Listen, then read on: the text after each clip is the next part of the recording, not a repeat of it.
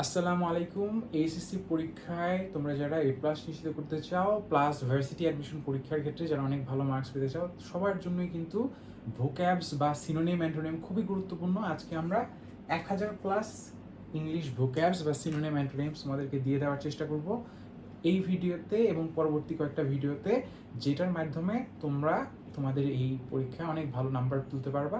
ফার্স্টে একটা জিনিস একটু খেয়াল করে দেখো, ভোক্যাবসগুলো জানা এবং বিশেষ করে পরীক্ষার হলে তৎক্ষণাৎভাবে মনে করতে পারলেই কিন্তু আমরা এই নাম্বারগুলো পেয়ে যাই। আমাদেরকে একটা জিনিস খুব খেয়াল রাখতে হবে যে ওরা তোমার কাছে কি সিনোনিম চেয়েছে না অ্যান্টোনিম চেয়েছে, এই বিষয়টা একটু খেয়াল করবা।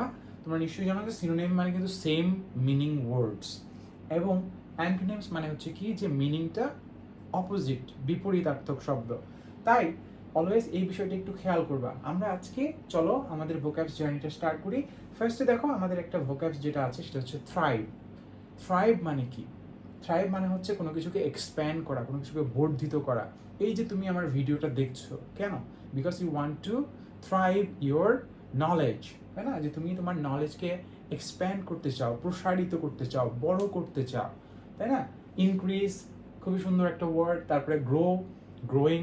আমরা ট্রির ক্ষেত্রে কিন্তু গ্রো ইউজ করি, ট্রিটা ছোটো থাকে তারপর কি হয়, এক্সপ্যান্ডেড হয়, অনেক বড় হয়ে যায়, তাই না? এবং আমাদের লাইফে কিন্তু প্রবলেমগুলো কিন্তু অনেকটা এরকমভাবেই হয়। এই যে ধরো এইচএসসি পরীক্ষায় তোমাদের এই যে সময়টা এসে পড়েছে, অনেকেই কিন্তু যারা ভালো প্রিপারেশন নিয়েছিলে এখন তোমরা সেটাকে গ্রো করতে পারছো, যাদের খারাপ প্রিপারেশন আছে সেটাও কিন্তু গ্রো হয়েছে।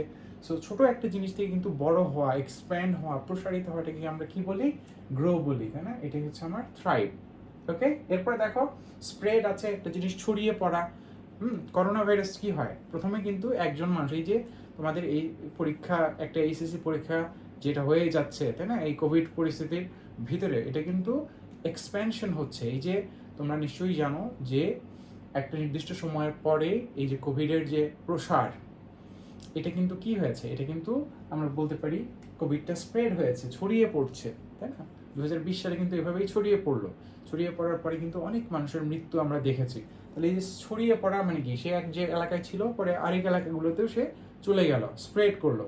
তো এটাকে আমি বলি হচ্ছে তোমার থ্রাইভের একটি সিনোনিম হিসেবে আমরা এটাকে ইউজ করি। রাইজ, রাইজ মানে কি, কোনো একটা জিনিস বেড়ে যাওয়া। তুমি একটা জিনিস হয়তো খেয়াল করেছো যে এই বছর বৃষ্টি কিন্তু অনেক রাইজ হয়েছে, তাই না? অনেক বেশি, আগে অল্প বৃষ্টি হতো, এখন rain is thriving, right? Rain frequently হচ্ছে। এরপরে দেখো কানেক্টেড, এটা ওয়ার্ডটা খুবই ইন্টারেস্টিং। কানেক্টেড মানে কি, দুটো জিনিস কি আছে, কানেক্টেড আছে, সংযুক্ত আছে। সো এই কানেক্টেড ওয়ার্ডটার সিনোনিমের ভিতর দেখো, এটা এখানে সিনোনিম চায় না, এখানে কিন্তু অ্যান্টোনিম চেয়েছে। সো বারবার হ্যাঁ খেয়াল করবা, আমাদের এখানে কিন্তু প্রত্যেক বছরই আমরা দেখি অনেক শিক্ষার্থীরাই যারা আছে তাদের একটা প্রবণতা হচ্ছে যে এই সিনোনিমের জায়গায় অ্যান্টোনিম লিখে এসে পড়ে, খেয়াল করে না। তো এটা একটু খেয়াল করবা। এরপরে দেখো এই কানেক্টেডের অ্যান্টোনিম চেয়েছে। কানেক্টেড মানে সংযুক্ত, এর অ্যান্টোনিম বা বিপরীত তাহলে কী হবে? বিচ্ছিন্ন, তাই না? এই যে দেখো ডিসকানেক্টেড, তোমরা নিশ্চয়ই ইলেকট্রিসিটির যে ওয়্যার আছে, কারেন্টের তার আছে, সেটা ডিসকানেক্টেড দেখেছো। এরভাবে কিন্তু অনেক মানুষ মারাও গিয়েছে, হ্যাঁ, ডিসকানেক্টেড হয়ে পানির ভিতর পড়েছে, সেখানে মানুষ পা দিয়েছে, শেষ। এরপরে দেখো সেপারেটেড হওয়া, এটা কিন্তু আমরা রিলেশনসের ক্ষেত্রে আমরা ডিভোর্স বা সেপারেশনের যে ব্যাপারটা বলি, যে দুজন মানুষ আগে একসাথে চলছো, পরে কি হয়ে গেল, ডিভোর্স হয়ে গেল, সেপারেটেড হয়ে গেল। আচ্ছা, এরপরে দেখো ফ্র্যাগমেন্টেশন। ফ্র্যাগমেন্টেশন মানে হচ্ছে কোনো একটা জিনিসকে ভাগ করা, খণ্ড খণ্ড করে ভাগ করা। এই যে তুমি পড়ছো, তুমি ভোক্যাবস শেখার চেষ্টা করছো, খণ্ড খণ্ড করে অল্প অল্প করে যদি তুমি স্টার্ট করো, হ্যাঁ, একবার এই খণ্ড পড়লা, তারপরে আবার আরেক খণ্ড পড়লা, এভাবে কিন্তু তোমার কি হয়, এ হচ্ছে তোমার পরীক্ষাগুলো যেগুলো দাও সেগুলো কিন্তু ফার্স্টে এক খণ্ড পরীক্ষা হয়, ফার্স্টে এই পরীক্ষা হয়, এই ফ্র্যাগমেন্ট হয়ে যায়, তারপরে আরেক ফ্র্যাগমেন্ট হয়। ফ্র্যাগমেন্ট মানে কি, খণ্ড, টুকরো, তাই না? এই ফ্র্যাগমেন্টেড মানে কি, যেটা টুকরো টুকরো অবস্থায় আছে। তাহলে কানেক্টেড অবস্থায় আছে কি, নাই কিন্তু। একইভাবে খেয়াল করো আনঅ্যাটাচড। তোমরা নিশ্চয়ই অ্যাটাচড ওয়াশরুমের কথা শুনেছ, রুমের সাথে অ্যাটাচড ওয়াশরুম আছে। আবার আনঅ্যাটাচড মানে কি, যেটা অ্যাটাচ নেই, যেটা কিন্তু বিচ্ছিন্ন, দূরবর্তী জায়গায় যেটা রয়েছে। এই আনঅ্যাটাচড যে রুমগুলো আছে সেগুলো কিন্তু দূরবর্তী জায়গায় থাকে। তাহলে আনঅ্যাটাচড অনেক কিছুই হতে পারে। তোমার একটা পেপার যেটা অ্যাটাচ ছিল সেটা হয়তো হারিয়ে গেছে। অনেক সময় তোমরা দেখবা যে অনেক অ্যাটাচ ডকুমেন্ট কিন্তু তুমি হয়তো ক্যারি করছো বা হয়তো খেয়াল করছো না, হারিয়ে যাচ্ছে। তাহলে যেটা অ্যাটাচ সেটা কিন্তু যত্ন করে রাখতে হবে, তাহলে নাহলে কিন্তু সেটা কি হয়ে যাবে, আনঅ্যাটাচড হয়ে যাবে, ডিসকানেক্টেড হয়ে যাবে, কানেকশনটা কি হয়ে যাবে, নষ্ট হয়ে যাবে। এরপরে দেখো আর কি কি আছে, এফেক্টস আছে। এফেক্ট ওয়ার্ডের সিনোনিম বা সমার্থক করা জানতে চেয়েছি। এফেক্ট, প্রত্যেকটা জিনিসেরই কিন্তু এফেক্ট আছে। এই যে তুমি আমার ভিডিওটা দেখছো, তুমি যদি ভিডিওটা বারবার দেখো, অন্য ভিডিওগুলো দেখো যেখানে আমি তোমাকে স্ট্র্যাটেজিগুলো নিয়ে কথা বলেছি, তাহলে তুমি একটা জিনিস খেয়াল করবা যে এটার একটা পজিটিভ এফেক্ট পড়বে তোমার মার্কসে। পজিটিভ এফেক্ট মানে কি তাহলে? এফেক্ট মানে হচ্ছে প্রভাব, বা আমরা এটাকে বলতে পারি কনসিকুয়েন্স। তুমি এটা করার কারণে তোমার এই যে রেজাল্ট আছে, বা তোমার যে এই যে আন্ডারস্ট্যান্ডিং অফ দ্য ভোক্যাবস আছে, বোঝার ব্যাপারটা আছে, এটার ক্ষেত্রে কি হচ্ছে, এটার ক্ষেত্রে একটা ভালো কনসিকুয়েন্স বা রেজাল্ট কিন্তু তুমি পেতে যাচ্ছ। ঠিক আছে, কীভাবে ইম্প্যাক্ট আছে, প্রভাব আছে। ইফেক্ট এবং প্রভাব কিন্তু সেম, ঠিক আছে? তো এই যে দেখো, ফর এক্সাম্পল আমরা বলতে পারি যে এই যে কোভিডের কারণে কিন্তু অনেকের এবার কিন্তু এইচএসসি পরীক্ষার ক্ষেত্রে বা অ্যাডমিশন পরীক্ষার ক্ষেত্রে আমরা দেখি যে এই যে কোভিড ক্রাইসিস বা অন্য যে সমস্যাগুলো, হেলথ ক্রাইসিসের কারণে কিন্তু অনেক শিক্ষার্থীর জীবনেই এটার একটা খারাপ ইম্প্যাক্ট বা প্রভাব এসেছে। এরপর দেখা আউটকাম শব্দটাকে আমরা রেজাল্টের সাথে, এটা খুব সুন্দর ওয়ার্ড আছে না, রেজাল্টের সাথে কিন্তু তুলনা করতে পারি। রেজাল্ট জিনিসটা কি? এই যে তুমি পরীক্ষাটা দিচ্ছ, তুমি হলে যাচ্ছ, হলে গিয়ে তুমি সুন্দরভাবে খাতাটা ফিল আপ করে, rules and regulations fill up করে তুমি পুরো পরীক্ষাটা দিয়ে আসছো, এবং তুমি কিন্তু এই পরীক্ষাটার জন্য এই যে ভিডিও দেখছো বা ট্রাই করছো যে কিভাবে আমি আমার পরীক্ষাটাকে বেস্ট করতে পারি, প্রিপারেশনটা বেস্ট করতে পারি। তাহলে এটার পরীক্ষা দেওয়ার পরে তুমি কি পাবা? What will you get as a result of the exam? তুমি পাবা একটা রেজাল্ট, তাই না? যেখানে তোমার জিপিএ 5 আসবে, অথবা হয়তো তুমি গোল্ডেন জিপিএ 5 পাবা, এরকম একটা তুমি ভালো রেজাল্ট করবা। যেটা আউটকাম জিনিসটা কি, যে আমি একটা কাজ করেছি, সেই কাজটা করার কারণে অ্যাজ এ রেজাল্ট হিসাবে, ফল হিসাবে আমি কি পাচ্ছি, সেটা কি কিন্তু আমরা আউটকাম বলি। দেখো, আউটকাম যেটা বের হয়ে আসতেছে, আউটকাম বের হয়ে আসছে মানে কি, যে যে জিনিসটা তুমি করছো ওই জিনিসটাতে কিন্তু রেজাল্ট বের হয়ে আসছে। আমার এখান থেকে তোমার একটা স্টুডেন্ট যে খুব ভালো করেছিল, মুসা নামে একটা স্টুডেন্ট, সে কিন্তু তোমার আমার আমার এখানে ভর্তি হয়ে তোমার চান্স পেয়ে গেছে। তাহলে এই যে দেখো, ও যে অ্যাকশন নিয়েছিল সেটার কারণে ওই অনুযায়ী কিন্তু ওর আউটকাম বা রেজাল্টটা এসেছে, ঠিক আছে? এবং সে অধিকাংশ ক্ষেত্রেই, যেটা আমি বলেছি, যে কিছু কিছু স্টুডেন্টস আছে যাদেরকে তোমার খুব বেশি গাইডলাইন্স দিতে হয় না, তারা কিন্তু ধরে ফেলতে পারে যে হ্যাঁ, আমার এরকম করতে হবে। কারণ তোমরা নিশ্চয়ই জানো যে এই যে এইচএসসি পরীক্ষা তুমি দিচ্ছ, এই পরীক্ষাগুলো কিন্তু হয়তো তোমার কাছে জিনিসটা খুব সিম্পল মনে হচ্ছে, কিন্তু এই যে দু একটা পরীক্ষা খারাপ করে দেওয়ার কারণেই কিন্তু অনেক শিক্ষার্থীর সর্বনাশ হয়ে যাবে। তাই এই যে এখানে তোমাকে একটা জিনিস বুঝতে হবে যে আউটকামটা যাতে তোমার ভালো হয়, যাই করো না কেন ভাই, পরীক্ষার রেজাল্ট যাতে ভালো হয়, পরীক্ষার জন্য একটু স্ট্রাইভ করো, তুমি একটু ধৈর্য ধরো, আল্লাহকে একটু ডাকো। কারণ হচ্ছে এই সময়টা আসলেই খুব ক্রিটিক্যাল এবং খুব জটিল একটা সময়।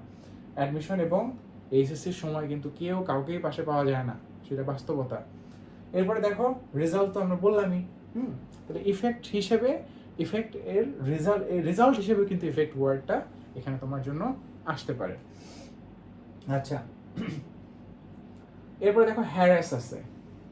হ্যারাসটা খুবই, বুঝতেই পারছো, খুবই এখনকার দিনে খুব কমন একটি ইউসেজ আছে। তোমার নিশ্চয়ই জানো যে যৌন হয়রানি বা সেক্সুয়াল হ্যারাসমেন্ট কিন্তু খুবই কমন একটি টপিক হিসেবে বর্তমান সময়ে আলোচিত হয়েছে আমাদের দেশে। কিন্তু আনফর্চুনেটলি এটার কারণে কিন্তু অনেক ক্ষেত্রে কিন্তু ডিসক্রিমিনেশনের শিকার হতে হয়, ঠিক আছে? আবার অনেক সময় দেখা যায় যে এটা তোমার কিছু কিছু জায়গায় খুবই অতিরিক্ত পরিমাণে হচ্ছে। হ্যারাস মানে কি, হ্যারাস জিনিসটার ওয়ার্ডটার সিনোনিম কি হবে? এখানে কিন্তু সিনোনিম চেয়েছে। কাউকে হ্যারাস করা বলতে আমরা কি বুঝাই? হ্যারাস করা বলতে আমরা বুঝাই টিজ করা বা ডিস্টার্ব করা। খুব সুন্দর একটা ওয়ার্ড। এখন দেখো, তুমি যদি জাস্ট একটা সিম্পল একটা কথা বলি, যে তুমি তোমার এই যে এইচএসসি পরীক্ষাটা ভালো না করো, বা তুমি যদি সিম্পলি আমরা ধরে নেই যে তোমার অ্যাডমিশন জার্নি যেটা আছে, হ্যাঁ, সেখানে যাই তুমি ভালো করতে না পারো, তাহলে কিন্তু তুমি যার কাছেই যাও না কেন, সে কিন্তু বলবে যে তুমি তাকে হ্যারাস করছো। একদম অনেস্ট একটা অপিনিয়ন বলে দিলাম, হ্যাঁ। যার কাছেই যাবা সে তোমাকে বলবে সে হ্যারাস করছে আমাকে, ঠিক আছে? মানে সে হয়তো এমন হতে পারে যে যার দিকে তাকানো যায় না, ঠিক আছে, এরকম একজন মানুষ, কিন্তু সেও তোমাকে বলবে কি যে তুমি তাকে হ্যারাস করছো। সো লাইফে সাকসেসের কিন্তু গুরুত্ব আছে। তো এই জন্য সময় সুযোগ বুঝে ঠিক মতো তোমার যে এই যে একাডেমিক এক্সেলেন্স যে জায়গাটা আছে সেটার থেকে ভালো করো, তাহলে তোমাকে আল্লাহ একটি ভালো পারিবারিক জীবন দিবে, ভালো একটি দাম্পত্য জীবন তুমি পেতে পারবা। কিন্তু এই জন্য তোমার ক্যারিয়ারে সাকসেস অর্জন করতে হবে, ঠিক আছে? সো হ্যারাসের একটা সিনোনিম আমরা পেলাম কি ডিস্টার্ব। এরপর দেখো এই ওয়ার্ডটা একটু ইন্টারেস্টিং, ইনফেস্ট করা, ইনফেস্টিং সামওয়ান, রাইট? ডিস্টার্ব করা, ইনফেস্ট করা। এরপর দেখো এম্বারেস, হয়রানি করা, I was embarrassed by him, ঠিক আছে? এম্বারেসড হতে পারে। এরপরে পারসিকিউট হতে পারে। পারসিকিউট করা মানে হচ্ছে হ্যারাস করা, কাউকে ডিস্টার্ব করা, কাউকে যন্ত্রণা দেওয়া, ঠিক আছে? সো পারসিকিউট এই হ্যারাসের একটা সিনোনিম। একটা জিনিস একটু খেয়াল করবা, এই যে সিনোনিম এবং অ্যান্টোনিমসগুলো আমরা পড়ছি, সবচেয়ে গুরুত্বপূর্ণ ব্যাপার যেটা, সেটা হচ্ছে যে এই সিনোনিমগুলোর তোমার দেখার সাথে সাথে কিন্তু পরীক্ষার হলে মিনিংটা মন থেকে আসতে হবে, আদারওয়াইজ কিন্তু তুমি এগুলো ভুলে যাবা। তাই বারবার এগুলো একটু দেখো। আমরা পরের পার্টে চলে যাচ্ছি। হ্যাঁ, খেয়াল করো, এখানে আমার যে ওয়ার্ডটা ফার্স্টে আছে সেটা হচ্ছে রিমুভ। রিমুভ করা মানে কি? একটা জিনিসকে সরিয়ে ফেলা, তাই না? তো এই যে দেখো, এখানে দেখো কি কি আছে, ইরাডিকেট। ইরাডিকেট মানে কি? ইরাডিকেট মানে হচ্ছে একটা জিনিসকে তুমি দূর করে দিচ্ছ। ইরাডিকেশন অফ পভার্টি আমরা বলে থাকি, এটা কিন্তু খুব ইম্পর্ট্যান্ট একটা ওয়ার্ড। কি? Eradication of poverty, eradication of ignorance. আমরা কেন শিক্ষিত হই, কেন আমরা বিশ্ববিদ্যালয়ে যাই, কেন আমরা মেডিকেল কলেজে যাই? কারণ আমরা অনেক বিষয় সম্পর্কে জানি না, আমাদের কি আছে, ইগনোরেন্স আছে। সেটাকে ইরাডিকেট করার জন্য, সেটাকে দূর করে দেওয়ার জন্য, রিমুভ করে দেওয়ার জন্য কিন্তু আমরা মেডিকেল কলেজে যাই, আমরা ইউনিভার্সিটিতে যাই, আমরা ইঞ্জিনিয়ারিং ইউনিভার্সিটিতে যাই, যাতে করে আমার যে অজ্ঞতা আছে, যে জিনিসটা আমি জানি না, সেই অজ্ঞতাটাকে ইরাডিকেট করতে পারি। আমি যে আমার যে ভুল আন্ডারস্ট্যান্ডিং আছে সেটাকে আমি ইরাডিকেট করতে পারি। এরপর দেখো আপরুট আছে। আপরুট মানে হচ্ছে তুমি ধরতে পারতে পারো যে একটা জিনিসের যে রুট আছে সেটা থেকে সেটাকে তুলে ফেলা, ঠিক আছে? তো আমার একটা ঘটনা মনে পড়ে, আমার খুব ক্লোজ একজন প্রতিবেশী আমাদের পাশের বাড়িতেই থাকে। সে একবার একটা কাজ করেছিল কি জানো? আমি আমাদের বাসার, আমি অনেকগুলো গাছ গেড়েছিলাম আমার বাড়ির বাসার চারপাশে, ট্রি প্লান্টেশন যেটাকে তোমরা বলতে পারো। তো ট্রি প্লান্টেশন করে আসছি, ঘরে এসে জানলা দিয়ে তাকাইছি, দেখি যে আমি যে জায়গাগুলোয় এত কষ্ট করে গাছগুলো এত সুন্দর করে গেড়ে আসলাম, পানি দিয়ে আসলাম, সে যখন আমি সেখানে নাই, আমারই কিন্তু বন্ধু আমারই আশপাশে ছিল, সে দেখলাম যে আমার গাছগুলোকে সে আপরুট করে দিচ্ছে, মানে গাছগুলোকে সে শিকড় ধরে তুলে ফেলে দিচ্ছে, বুঝতে পেরেছ? তো সেই আপরুট করার ঘটনাটা কিন্তু আমার এখনো মনে আছে, ঠিক আছে? এবারে দেখো ইলিমিনেট করা। কোনো একটা জিনিসকে তুমি শেষ করে দিলা। শেষ করে দেওয়া মানে কি? ইলিমিনেট করে দেওয়া। তুমি কি জানো যে এই যে এইচএসসি পরীক্ষা তুমি দিচ্ছ অথবা তুমি অ্যাডমিশন পরীক্ষা দিচ্ছ, কি পরিমাণ শিক্ষার্থী এই পরীক্ষাগুলো থেকে ইলিমিনেটেড হয়ে যায়? যারা এই উচ্চ শিক্ষা বা পৃথিবী সম্পর্কে একটা ভালো আন্ডারস্ট্যান্ডিং বা ভালো বুঝ যে পাবে, সেটা সে পায় না। এই 1 নাম্বার 2 নাম্বারের কারণে মেডিকেল এক্সামে বা বুয়েট এক্সামে, বুয়েটকে যারা ভর্তি পরীক্ষা দিতে পারে নটরডেম কলেজ বা ভালো ক্যাডেট কলেজের স্টুডেন্টরাও কিন্তু 1 নাম্বার 2 নাম্বারের কারণে এই ইলিমিনেশনের শিকার হয়, তাদেরকে একদম বাতিল করে দেওয়া হয়। এটা কি জানো? যারা জানো না তাদের উদ্দেশ্যে বলে রাখি যে আমি কিন্তু তোমাদের অ্যাডমিশনের গাইডলাইন্সও দিয়ে থাকি। অ্যাডমিশনের জন্য তোমরা অনেকেই আমার কাছে এসেছো। আমি আমার অ্যাডমিশন জার্নিতে বলেছিলাম যেটা, যে 5.5 লক্ষ স্টুডেন্টকে আমি পিছনে ফেলেছিলাম। এখন যদি তোমাদের সাথে আমি পরীক্ষা দিতাম তাহলে হয়তো আরও 1 লক্ষ স্টুডেন্টকে হয়তো বেশি পিছনে ফেলা যেত। এখন অবশ্য প্রাইভেট ইউনিভার্সিটির ট্রেন্ড চলে আসতো, তখন ওইরকম প্রাইভেট ইউনিভার্সিটির ট্রেন্ড ছিল না, বাট আমি পাবলিক ইউনিভার্সিটি আর মেডিকেল কলেজে প্রায় 5.5 লক্ষ স্টুডেন্ট পিছনে ফেলেছিলাম।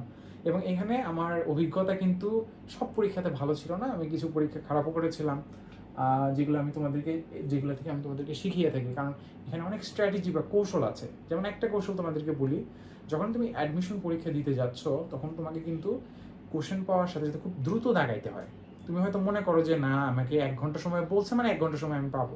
তুমি সর্বোচ্চ যদি পাও 55 মিনিট সময় পাবা ভাইয়া, মানে 5 মিনিট সময় তুমি জীবনেও বেশি পাবা না, মানে এটা ওরা দিবে না তোমাকে।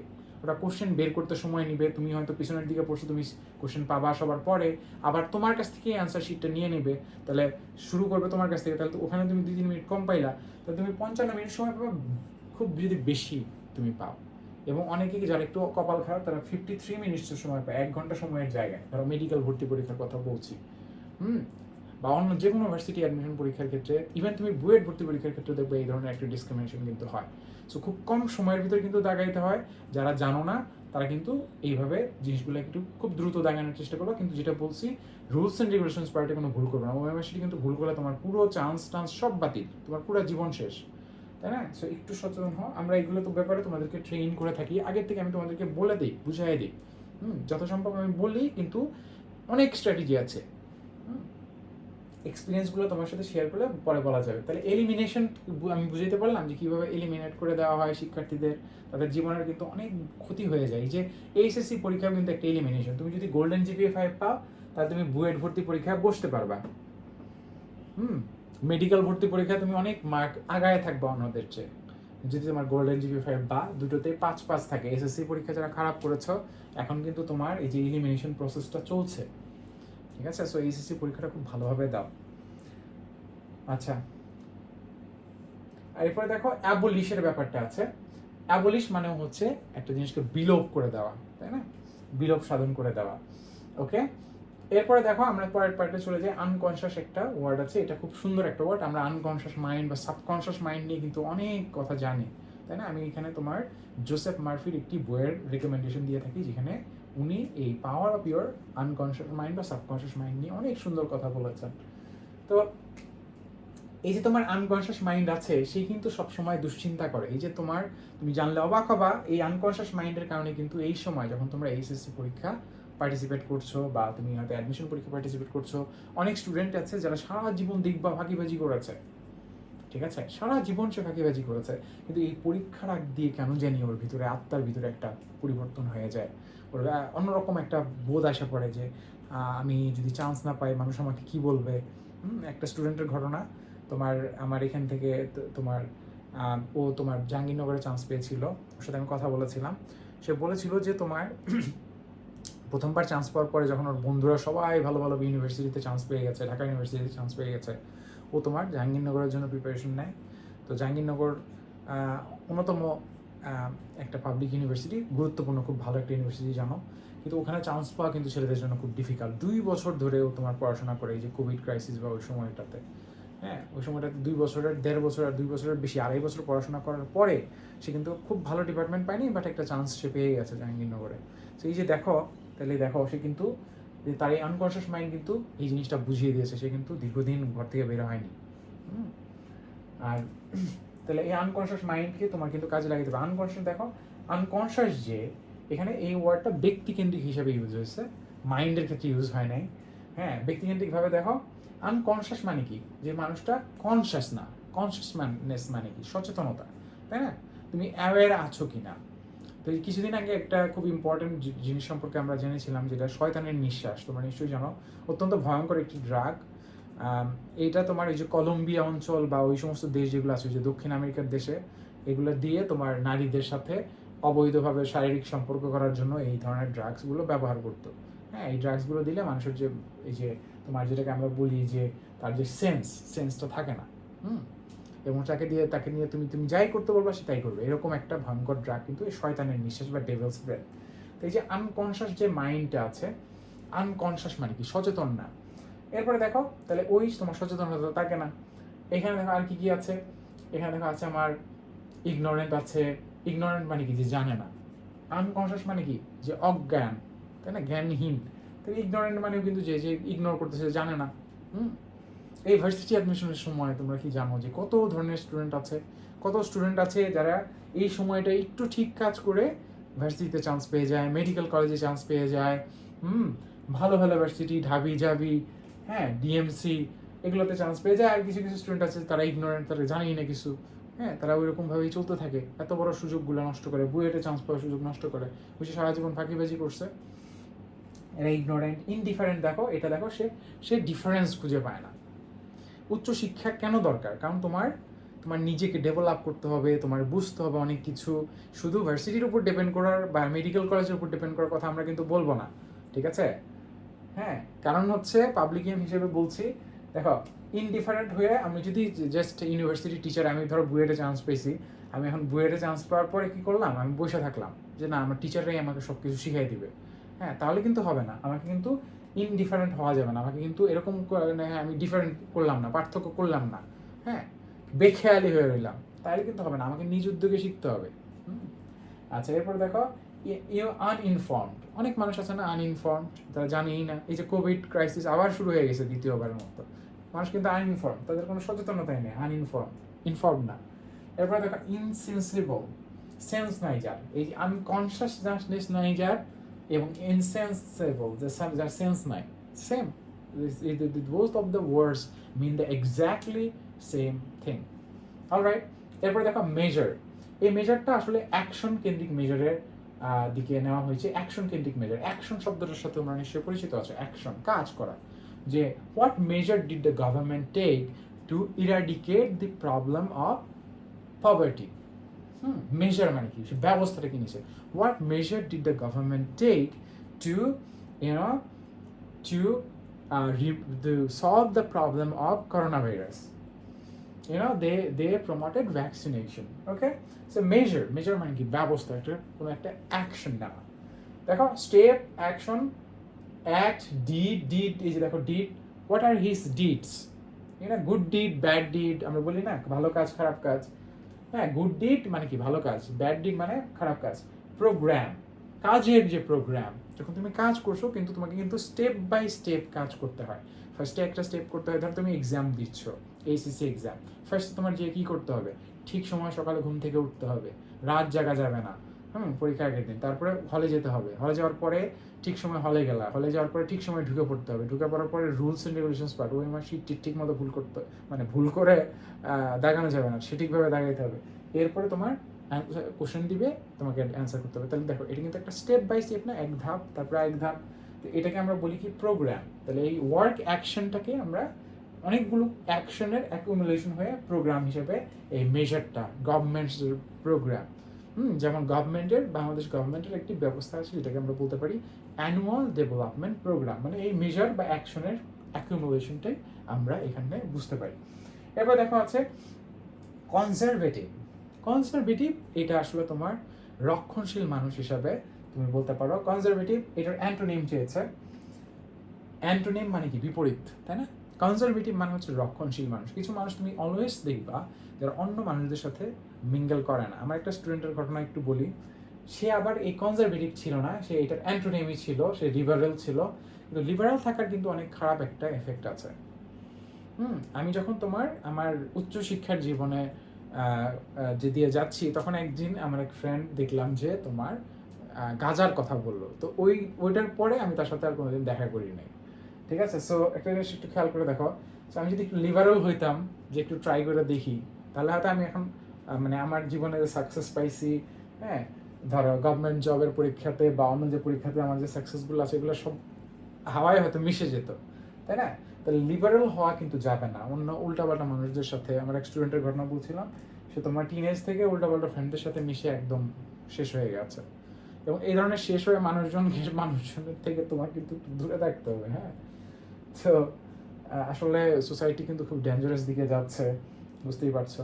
সো লিবারেল মানে হচ্ছে, কনজারভেটিভ মানে হচ্ছে রক্ষণশীল। ধরো আমার মতো মানুষ যারা, আমি কিন্তু সচরাচর অন্য মানুষদের সাথে মিশি না, বুঝতে পারছো? সচরাচর অন্য মানুষদের সাথে কথা বলা, সে যেই হোক, এক্ষেত্রে তোমার ধরো ডক্টর মোহাম্মদ ইউনুস সাহেব হইলে একটু অন্যরকম কথা, ওনার সাথে জিজ্ঞেস করতাম যে হ্যাঁ, যে how have you work for Grameen bank, what were the initial hurdles that you faced? He would have said that the poor people took away my money probably, those sort of things. So I'm a conservative person. Conservative মানে হচ্ছে রক্ষণশীল, যে মানুষটা, the person who doesn't interact with someone without reason, যে অন্য মানুষের সাথে সচরাচর কথা বলে না। সো কনজারভেটিভ মানে হচ্ছে রক্ষণশীল, যে তোমার অন্যদের সাথে দূরত্ব বজায় রাখার চেষ্টা করে। আর লিবারাল মানে হচ্ছে মুক্ত মনা, সে সবার সাথে মিশবে, এই যে হ্যাঁ, যার কোনো শৃঙ্খলা মানতে চায় না, যারা লিবারাল, মুক্ত মনা, আনপ্রেজুডিস, টলারেন্ট, আবার এনলাইটেন। দেখো এই খুব সুন্দর একটা কথা দিয়েছে, এনলাইটেন মানুষজন। আমাদের দেশে কিন্তু রিলিজিয়াস আউটলুক বলো, ম্যারেজ বা রিলেশনের ক্ষেত্রে কিন্তু একরকম। তুমি যদি কানাডাতে যাও, সেক্ষেত্রে কিন্তু একরকম। ওখানে কিন্তু তোমার মানুষজন কি করতেছে, মানুষজন তোমার ড্রেস না পরে হাঁটতেছে, ইটস নর্মাল। এটা তাদেরকে কেউ কিন্তু তাদেরকে ওইভাবে যে এই করবে না। তাহলে এই ধরনের জিনিসগুলো তাদের ভিতরে কি আছে, এক ধরনের তুমি বলতে পারো যে তারা লিবারেল হয়ে গেছে। আমাদের কিন্তু কনজারভেশনটা এখনো ইন্ডিয়ান সোসাইটি জুড়ে এই ধরনের কনজারভেটিভ অ্যাপ্রোচ কিন্তু আমাদের সোসাইটিতে রয়েছে। যেটা কিন্তু খুব আমার ভালো, ইসলামিক আমরা নিয়মকানুনগুলো মেনে চলছি, গুড, তাই না? আচ্ছা, তাহলে আমরা দেখো অনেকগুলো ভোক্যাব সম্পর্কে জানলাম, আমাদের ফার্স্ট পর্বটা এখানেই শেষ করছি। তোমাদের উদ্দেশ্য শুধু একটা কথাই বলবো, যতগুলো ভোক্যাবসগুলো আছে, ওয়ার্ডসগুলো আছে, সেগুলোকে বারবার একটু গো থ্রু করো। এখানে কিন্তু তুমি যদি তোমার এইচএসসি পরীক্ষায় পার্টিসিপেন্ট হয়ে থাকো, সাথে তুমি 7 পেতে পারবা। তুমি যদি ডিইউ জিও বা অন্য কোনো জায়গার অ্যাপ্লিক্যান্ট হয়ে থাকো, এই এই ভোক্যাবসগুলোর না এই কিন্তু তোমাকে অনেক হেল্প করবে। তুমি কিন্তু ওখানে যে অ্যালোকেটেড মার্ক আছে, অনেক সময় 8 মার্ক অ্যালোকেটেড থাকে, অনেক সময় তোমার আইবিএতে মার্ক অ্যালোকেটেড থাকে 8, আইবিএতে তোমার 10-এর উপরে মার্ক অ্যালোকেটেড থাকতে পারে তোমার জাস্ট ভোক্যাবসের উপরে। হ্যাঁ, তো একটু সুন্দরভাবে ভোক্যাবসগুলো বারবার দেখো এবং অর্থ বুঝে এই জিনিসগুলো পড়ো, তাহলে ইনশাল্লাহ তুমি অনেক ভালো করবা। আল্লাহ তোমাদের পরীক্ষা অনেক ভালো করবে। আল্লাহ হাফেজ।